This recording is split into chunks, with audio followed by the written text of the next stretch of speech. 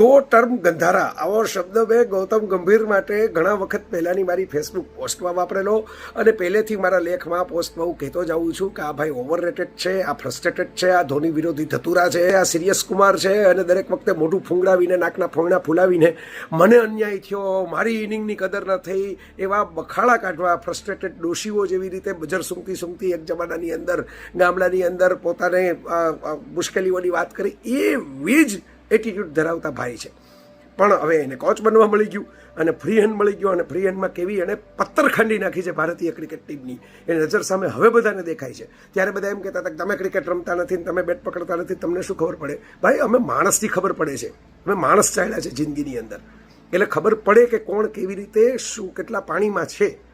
ગૌતમ ગંભીર કોકવાર વાત કરે કે મારી આ ઇનિંગ છે એની યોગ્ય કદર ન થઈ, તો પહેલાં તેણે એ સમજવું જોઈએ કે અમર અકબર એન્થનીની અંદર ઋષિ કપૂરે હોય ને વિનોદ ખન્નાએ હોય, પરવીન બાબીએ હોય, છતાંય આજની તારીખે એ ફિલ્મ અમિતાભની ગણાય. એનો એક ઓરા હોય, એનો એક લાંબા ગાળાથી ચાલ્યો આવતો પ્રભાવ હોય. દીવાર, મુકદ્દર કા સિકંદર અને શોલે અને જંજીર પણ ભળી ગઈ હોય.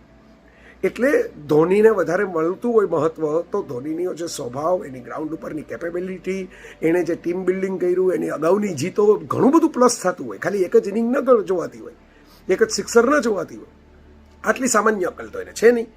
અને એ સિવાય એને જે કકળાટ, એકવાર તમે કહી દીધો તમારો મુદ્દો, 2 વાર મૂક્યો, 3 વાર મૂક્યો, જે રીતે એક ધારા ભાઈ કકળાટ કરીને રાખતા હતા અને ગમે તેની સાથે બાખડી પડતા હતા. વિરાટ કોહલી સાથે અહમદભાઈ બાખડી પડેલા અને પછી આવ્યા પછી હવે મનફાવે એમ પ્રયોગો કરવાના શરૂ કરી દીધા. ગમે તેને કાઢી નાખે, ગમે તેને ક્રમ બદલાવી નાખે, ગમે તેને થોડાક મેચમાં રાખે ને થોડાક મેચમાં નહીં, ને કોઈક એને ગમતા હોય ને રાખ્યા જ રાખે.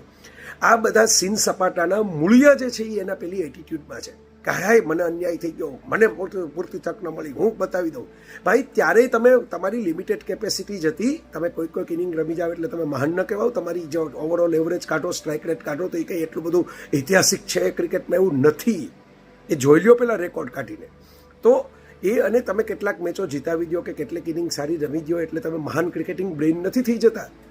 આ કોઈક ચૂંટણીઓ એકધારી જીતી જાય એટલે તમે મહાન લીડર ન થઈ જાઓ, એના જેવી વાત છે.